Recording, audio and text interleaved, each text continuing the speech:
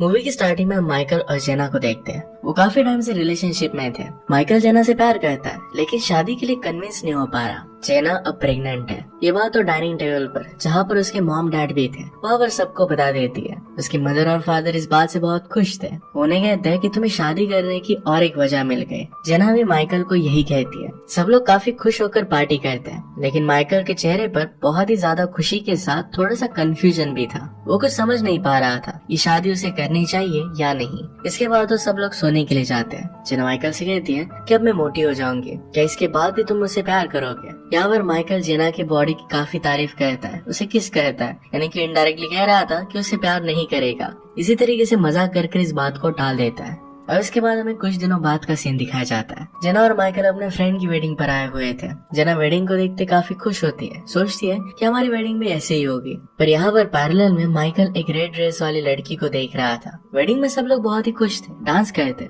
लेकिन तभी हम माइकल के दोस्त क्रिस को देखते हैं। उसके वाइफ और बच्चे थे जिन्हें वो पसंद नहीं करता था। अपनी लाइफ से वो बहुत ही बोर हो चुका था। वो किसी और लड़की को पसंद करने लग गया था, पर वो लड़की उसे बिल्कुल भी पसंद नहीं करती। वो ऑलरेडी किसी और लड़के के साथ रिलेशनशिप में थी। वो लड़की क्रिस को दूर रहने के लिए कहती है क्योंकि ऑलरेडी उसकी फैमिली थी। वो लड़की क्रिस को बिल्कुल भी पसंद नहीं करती थी। इन सब बातों से क्रिस बहुत दुखी था। माइकल जूस पीने के लिए गया और उसके पीछे वो रेड ड्रेस वाली लड़की आती है। वो दोनों एक दूसरे से बात करते हैं। वो हमें पता चलता है कि उस लड़की का नाम किम है। किम कॉलेज में पढ़ती है और हॉस्टल में रहती है। दोनों रिलेशनशिप के बारे में बात करने लग गए। थोड़ी बात करने के बाद वो वहाँ से चली जाती है। कुछ देर बाद वो एक अलग जगह पर मिलते हैं। वहाँ पर कोई नहीं था। उन्होंने बहुत सारी बातें की और टाइम बहुत ही फास्ट बीतता चला गया। जेना माइकल को ढूंढ रही थी, पर उसे पता नहीं था कि माइकल किसी और के साथ है।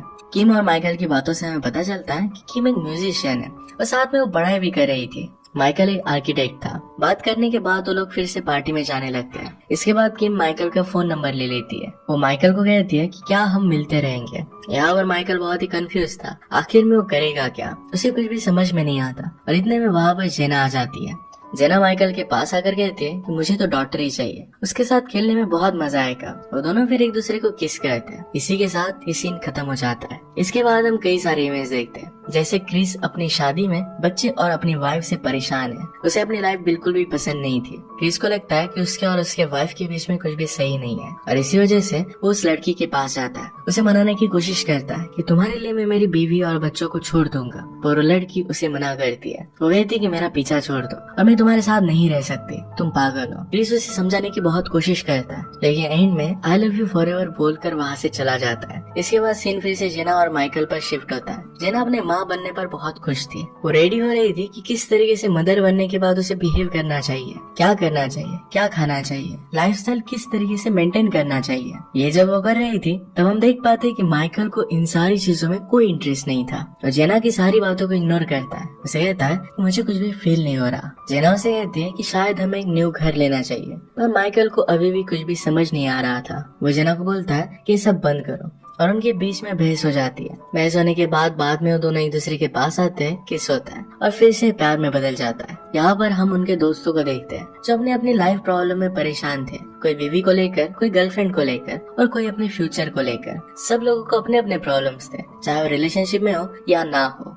इसके बाद नेक्स्ट सीन में क्रिस और माइकल को साथ में दिखाया जाता है। क्रिस अपनी वाइफ को लेकर बहुत परेशान था। माइकल को कहता है कि अपनी वाइफ को छोड़ दूंगा, मैंने जैसा सोचा था वैसी मेरी वाइफ है नहीं। इसके बाद हम देखते हैं कि माइकल किम से मिलने के लिए चला जाता है। वो थोड़ी बातें करता है। वो लोग वहाँ से निकलते हैं और गाड़ी में माइकल उसे छोड़ने के लिए घर पर जाता है। रास्ते में रिलेशनशिप के बारे में बात कर रहे थे। यहाँ पर माइकल काफी उदास दिख रहा था। उसे उदास देखकर किम उसे पार्टी में इनवाइट करती है। माइकल इसके लिए उसे हाँ कहता है। माइकल को किम एक उम्मीद की तरह दिखाई देती है। इसके बाद किम वहाँ से चली जाती है। जेना का माइकल को कॉल आता है और पूछती है कि तुम कहाँ पर हो। माइकल बोलता है कि मैं घर के लिए निकल रहा हूँ। एक्चुअल में जेना का टेस्ट था और इसके बारे में मिकेल भूल गया था। माइकल को लगता है कि वो किस तरीके की जिंदगी जी रहा है, क्या यही सब काम करने उसकी जिंदगी में बाकी रह गए। इसके बाद हमें जेना की मॉम दिखाई जाती है जो किसी और आदमी के साथ थी। जेना की मॉम उस आदमी के साथ काफी खुश है। ऑपोजिट में उसके हस्बैंड के साथ उसकी रिलेशनशिप काफी खराब थी। वो उसके पति के ऑफिस पर जाती है और बहुत गुस्सा करती है क्योंकि उसे हमेशा हमेशा लगता है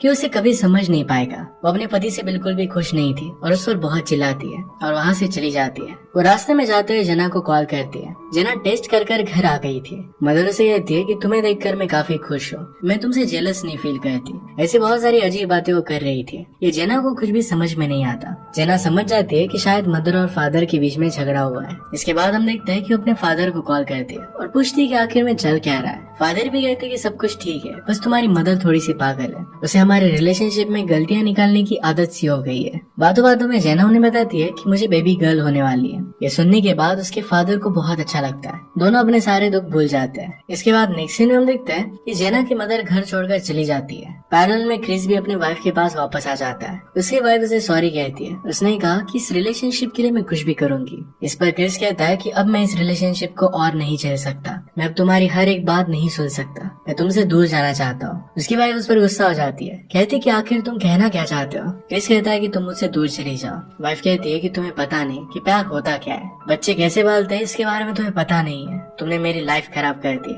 दोनों इस बात पर बहुत सैड हो जाते हैं। नेक्स्ट सीन में हम जना को उसकी मदर के साथ देखते हैं। जना अपनी माँ को बोलती है कि तुम बताओ कि आखिर में हुआ क्या है। मदर कहती है कि कुछ नहीं, लेकिन जना को पता था कि कुछ ना कुछ तो गड़बड़ है। उसकी मदर उससे कुछ ना कुछ तो छुपा रही है। मदर इधर उधर की बातें कर रही थी। जना उसे कहती है कि आपको डैड को समझना पड़ेगा कि किस तरीके से खुश रहा जाता है, वो आपके लिए बुरा नहीं चाहते। जना की मदर कहती है कि तुम भी अपने फादर की तरह हो, तुम्हारा रिलेशनशिप सिर्फ 3 सालों का है, हमारा रिलेशनशिप 30 ईयर्स का है। तुम्हें नहीं पता कि 30 ईयर्स में रिलेशनशिप की क्या हालत होती है। ये बात सुनने के बाद जना भी सोचने लगती है। वो सोच रही थी कि क्या उसकी भी हालत उसकी मदर की तरह हो जाएगी, क्या वो भी अपनी मदर की तरह मर मर कर जिएगी। इसके बाद माइकल को किम का कॉल आता है। इसे वो पार्टी का लोकेशन और टाइम के बारे में बात करता है। उससे बात कर वो बहुत ही खुश दिखाई देता है। पार्टी के लिए भी बहुत ही एक्साइटेड था। यहाँ हम क्रिस को देखते हैं जो माइकल की बातें सुन लेता है। क्रिस उससे कहता है कि जेना बहुत अच्छी है, तुम्हें उस पर चीट नहीं करना चाहिए, तुम्हें उसके साथ लॉयल रहना चाहिए। माइकल को ये बातें बहुत बोरिंग लगती है, वहाँ से उठकर चला जाता है। इसके बाद माइकल घर पर गया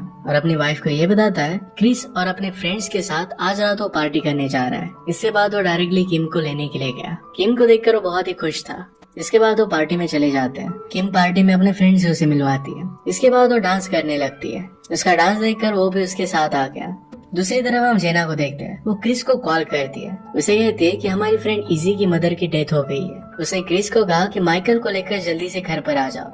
क्रिस को माइकल की लोकेशन के बारे में कुछ भी पता नहीं था। जैसे इजी के घर पर जेना पहुंचती है तो वहाँ पर देखती है तो उसके काफी सारे दोस्त थे। वहाँ पर माइकल नहीं था। ये सब देखकर वो क्रिस पर चिल्लाने लगती है। वो क्रिस से पूछती है कि माइकल है कहाँ पर। क्रिस उसे कुछ भी बता नहीं पाता। जेना समझ जाती है कि कुछ ना कुछ तो गड़बड़ है। वो क्रिस पर बहुत चिल्लाती है कि तुम्हें पता है कि माइकल कहाँ पर है। हम देखते हैं कि माइकल पार्टी खत्म हो जाने के बाद किम के साथ एंजॉय कर रहा था। इसी बीच माइकल को याद आता है कि वो शादीशुदा है, ये सब उसे नहीं करना चाहिए। ये सारी चीजें वो किम को समझा देता है। दूसरी तरफ जेना घर पर पहुंच गई थी। माइकल को बार बार कॉल कर रही थी पर माइकल का फोन बंद था और इसी वजह से वो लग नहीं रहा था। उसे लगने लग गया था कि माइकल उस पर चीट कर रहा है। दूसरी तरफ माइकल किम को घर पर ड्रॉप कर देता है। उसने रियलाइज किया था कि ये सब करना गलत है और इसी वजह से वो अपनी वाइफ के पास वापस जाता है। गाड़ी चलाते वक्त जेना को उसे कॉल आता है और जेना उस पर बहुत चिल्लाती है और इसी वजह से उसका एक छोटा सा एक्सीडेंट हो जाता है। माइकल इसमें सेफ था, उसे कुछ भी हुआ नहीं था। कार ले गए और जल्दी से घर पर आया। जेना उससे पूछती है कि पूरी रात तुम आखिर कर क्या रहे थे। वो कहता है कि मैं क्रिस के साथ ही था।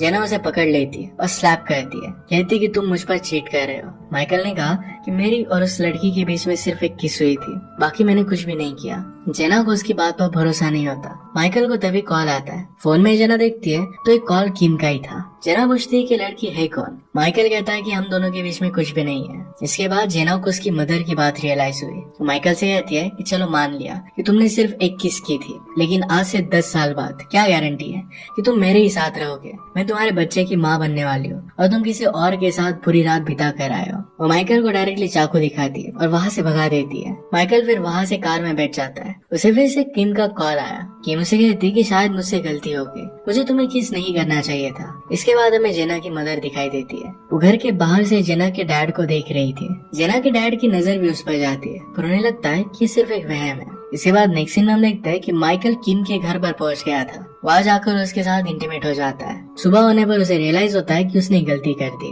वो वहाँ से जाने लगता है। किम उसे रोक लेती है और पूछती है कि आखिर हुआ क्या। माइकल कहता है कि कुछ भी नहीं हुआ और जल्दी से चाबी लेकर वहाँ से चला जाता है। इसके बाद कुछ दिनों बाद का हमें सीन दिखाया जाता है। जेना की मदर जेना के फादर के पास वापस आ गई थी। दोनों बहुत खुश थे। हम देखते हैं कि माइकल जेना के पास वापस आ गया। जेना उसे घर में अंदर नहीं आने देती है। माइकल को कहती है कि तुम जैसा चाहते हो वैसा ही होगा, अब से तुम फ्री हो, तुम्हें जो करना है वो तुम कर सकते हो। इसके बाद हम देखते हैं कि जेना अपने मदर फादर के घर पर चली गई। मॉम ने नोटिस किया कि जेना बहुत दुखी है और जाकर उसे गले लगा लेती है। जेना के बिना माइकल भी परेशान हो जाता है। उसे अब रियलाइज होता है कि उससे कितनी बड़ी गलती हो गई है। वो किम का कॉल भी अवॉइड कर देता है। दोनों की हालत बहुत ही खराब हो गई थी। दोनों का किसी चीज में मन नहीं लग रहा था। एक दिन ऑफिस में माइकल जेना की मॉम को कॉल कर बता देता है कि वहाँ पर वो आ रहा है। वो जेना को ना पता है। जैसे ऑफिस से निकलने वाला था तभी ऑफिस में किम आ गई। किम माइकल से बात करती है। माइकल उसे पहली बार अवॉइड करता है पर बाद में कह देता है कि मैं बाप बनने वाला हूँ। मुझे लगता है कि मेरा सच्चा प्यार जेना ही है। किम कहती है कि तुमने मुझे पहले क्यों नहीं बताया। माइकल उसे सॉरी कहता है और फिर वहाँ से चला जाता है। दूसरी तरफ हम देखते हैं कि जेना की मदर उसे बता देती है कि माइकल यहाँ पर आने वाला है। ये सुनने के बाद जेना अपना बैग पैक करने लगती है। जेना की मदर उसे समझा रही थी कि आदमियों से गलतियाँ होती है पर जेना कुछ भी सुनने के लिए रेडी नहीं थी। उतने में वहाँ पर माइकल आ गया। माइकल जेना से बात करना चाहता था लेकिन जेना घर के अंदर चली जाती है। वो कहती कि सब कुछ खत्म हो गया है। जेना के फादर उसे अंदर आने देते हैं। वो उससे पूछते हैं तुम आखिर करना क्या चाहते हो। माइकल कहता है कि मैं उससे प्यार करता हूँ। फादर कहते हैं कि प्यार व्यार कुछ नहीं होता, तुम जिससे प्यार करते हो उसके लिए तुम क्या करना चाहते हो। प्यार के बारे में कहना ही बहुत इजी होता है पर उसे निभाना बहुत हार्ड होता है। माइकल कहता है कि मैंने अपनी गलती रियलाइज की है और वो फिर से कुछ भी गलती नहीं करेगा। दूसरी तरफ जेना की मदर उसे समझाती है कि हमारी रिलेशनशिप में भी ऐसा ही हुआ था, हमें एक दूसरे की बात को सुनना चाहिए। अगर हम कम्युनिकेट नहीं करेंगे तो ये किसी के लिए अच्छा नहीं होगा। आखिर में जेना माइकल से बात करने के लिए मान जाती है। माइकल जेना से बात करने के लिए उसके कमरे में जाता है। थोड़ी देर वो एक दूसरे को ही देखते हैं। फिर माइकल उसे कहता है मैं तुम्हें वादा करता हूँ कि फिर से कभी भी नहीं होगा। मैं अब एक बाप बनने वाला हूँ, एक अच्छा बाप बनकर दिखाऊंगा।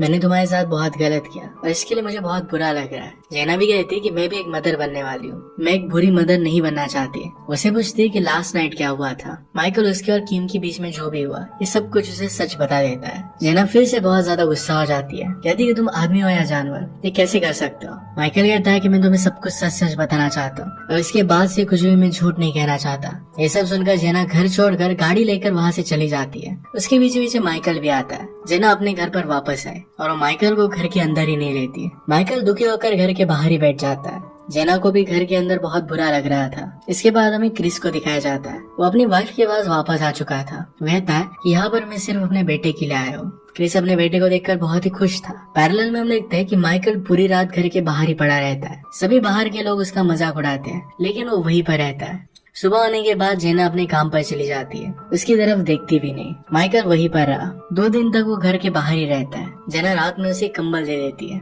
और कुछ भी नहीं कहती। इस सब के बीच जेना के फादर माइकल को देखते हैं और रियलाइज करते हैं शायद माइकल जेना से सच्चा प्यार करता है। फिर एक रात को बहुत बारिश आई। जेना उसे अंदर बुला लेती है। उससे पूछती है तुम्हें क्या लगता है क्या हम फिर से वापस सही से रह पाएंगे। माइकल कहता है कि क्यों नहीं, हमें एक बार कोशिश तो करनी चाहिए। इस बात पर जेना कुछ भी नहीं कहती। माइकल भी समझ नहीं पाता। उसकी हालत बारिश की वजह से बहुत खराब हो जाती है। फाइनली जेना दरवाजा खोल देती है। माइकल अंदर चला जाता है। अब जेना ने उसे माफ कर दिया था।